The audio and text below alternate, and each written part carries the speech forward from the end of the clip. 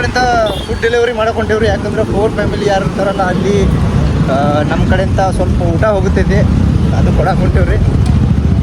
ಬರ್ರಿ ನಾವು ಹೆಂಗೆ ಕೊಡ್ತೇವೆ ನೋಡೋಣ ಬರ್ರಿ. ನಮ್ಮ ಜೊತೆ ಇದಾರೆ ಇವತ್ತು ದತ್ತ ಅವರು.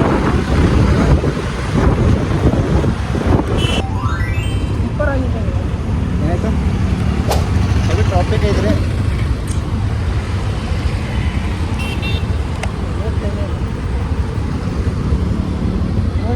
ಮಳೆ ಬರೋ ಸಂದರ್ಭ ಕಾಣಿಸೋದಿತ್ತು.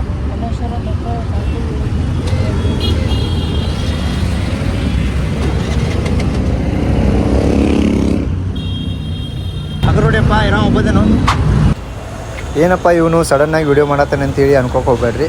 ನಮ್ಮ ಕಂಪ್ನಿ ಕಡೆಯಿಂದ ಇವತ್ತು ನನ್ನ ಕಳಿಸಿದಾರು, ನೀನು ಹೋಗಿ ಊಟ ಕೊಟ್ಟು ಬಾ ಅಂತೇಳಿ. ಯಾಕಂದ್ರೆ ಪ್ರತಿ ದಿನವೂ ಒಬ್ಬೊಬ್ರನ್ನ ಕಳಿಸ್ತಾರೆ ಹೊರಗಡೆ, ಹಂಗೆ ಇವತ್ತು ನನ್ನ ಕಳಿಸಿದ್ರು.